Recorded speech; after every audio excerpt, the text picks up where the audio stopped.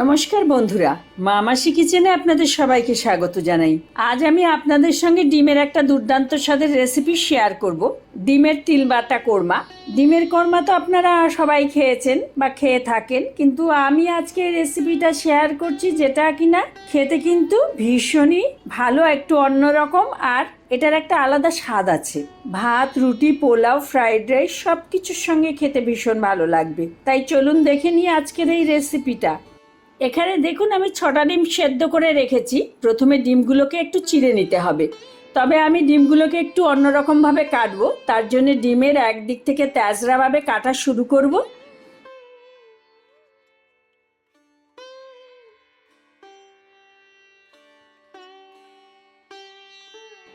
একদিকে শেষ অবধি কাটা হয়ে গেলে আবার কাটা দিকটার অন্য কোণা থেকে আবার তেজরাভাবে কাটা শুরু করব।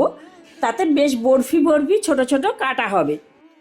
দেখুন একটা ডিম কেটে নিয়েছি, এভাবে বাকি ডিমগুলোও কেটে নেব। আপনাদের এভাবে কাটতে অসুবিধা মনে হলে যে কোনোভাবে একটু কেটে নেবেন, তবে এইভাবে সুন্দর করে কাটলে দেখতে যেমন ভালো লাগে আর ভেতরে ঝোলের স্বাদ ঢোকে, ফলে ডিমটা খেতেও ভালো হয়। এবার আমি ডিমগুলোতে একটু নুন, হলুদ আর শুকনো লঙ্কার গুঁড়ো দিয়ে ভালো করে মাখিয়ে রাখবো।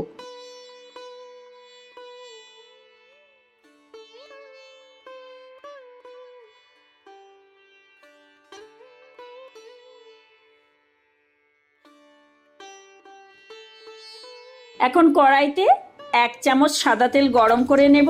তেল গরম হয়ে গেলে দিয়ে দেব 6টা রসুনের কোয়া আর খানিকটা পেঁয়াজ কুচি। এখানে মোটামুটি 1.5খানা মাঝারি সাইজের পেঁয়াজ কুচি আছে। পেঁয়াজটা প্রথমে 2-3 মিনিট একটু ভেজে নেব। 2 মিনিট একটু ভেজে নিয়েছি। এবার অল্প একটু আদা কুচি দিয়ে দেব আর 4-5টা কাঁচা লঙ্কা দিয়ে দেব।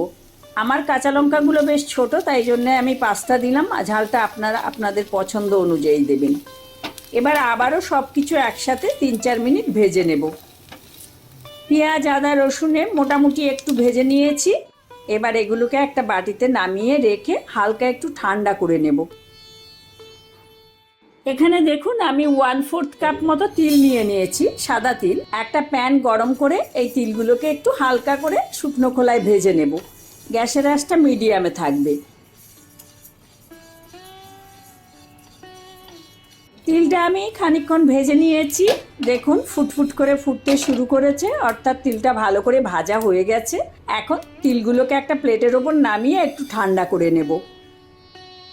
ডিমগুলোতে নুন, হলুদ, লঙ্কা মাখিয়ে রেখে দিয়েছিলাম। এখন দেখুন আমি কিভাবে কেটেছি, খুব ভালোভাবে বোঝা যাচ্ছে। এখন প্যানে 1 টেবিল চামচ মতো সাদা তেল গরম করে নিয়ে ডিমগুলোকে ভেজে নেব।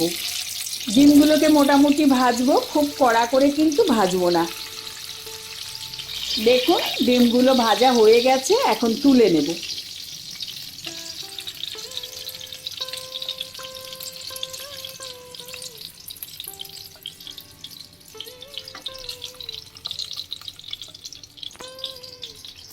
অন্যদিকে তিল হালকা ঠান্ডা হয়ে গিয়েছিল, আমি একটা মিক্সির বাটিতে ঢেলে নিয়েছি।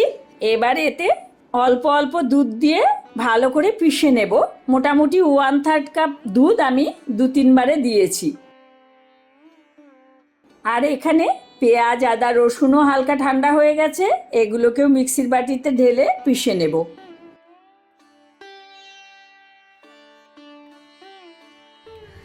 এবার কড়াইতে ফোড়নের জন্য দিয়ে দেব 2টো শুকনো লঙ্কা, একটা তেজপাতা, অল্প একটু দারচিনি, 2টো ছোট এলাচ, 7-8টা গোলমরিচ আর আধা চা চামচ সাজিরা। ফোড়নটা 30 থেকে 40 সেকেন্ড একটু ভেজে নেব।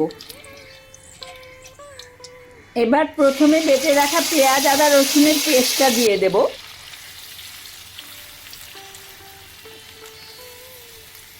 একটু মিশিয়ে নিয়ে স্বাদ মতো নুন দিয়ে দেব আর আধা চা চামচ চিনি দিয়ে দেবো। এবার মিডিয়াম আঁচে 3-4 মিনিট কষিয়ে নেব। মশলাটা খানিকক্ষণ কষিয়ে নিয়েছি, তেল ছাড়তে শুরু করে দিয়েছে। এবার বেটে রাখা তিলটা দিয়ে দেব। বাটিটা ধুয়ে অল্প একটু জল দিয়ে দেব। ভালো করে মিশিয়ে নিয়ে তিল বাটাটাও খানিকক্ষণ কষিয়ে নেব।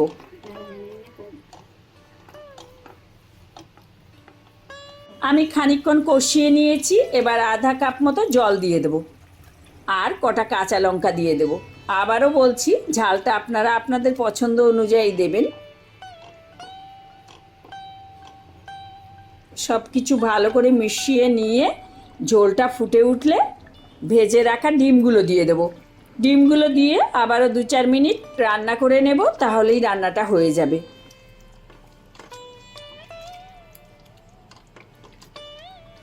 আর 2 মিনিট রান্না করে নিয়েছি, রান্নাটা একদম হয়ে গেছে। এখন এটা বন্ধ করে দিয়ে পরিবেশনের পাত্রে ঢেলে নেব। একই ধরনের ডিম রান্না খেতে সবসময় ভালো না লাগলে এভাবে ডিমের রান্নাটা করে দেখতে পারেন, খুব সহজে তৈরিও হয়ে যাবে আর খেতেও কিন্তু দুর্দান্ত লাগবে। যে কোনো ছুটির দিন অন্য কোনো ভালো কিছু না থাকলে এই রান্নাটা করে নিলেই খাওয়া জমে যাবে। আর অতিথিদেরও কিন্তু এই রান্নাটা পরিবেশন করতে পারেন। ভাত, রুটি, পরোটা, পোলাও, ফ্রাইড রাইস সব কিছুর সঙ্গেই কিন্তু এটা খেতে ভালো লাগে। এটা সম্পূর্ণ আমার নিজস্ব একটা রেসিপি, আমি মাঝে মাঝে করি। কেমন লাগলো আমাকে কমেন্ট করে অবশ্যই জানাবেন। ভালো থাকবেন, সুস্থ থাকবেন। নমস্কার।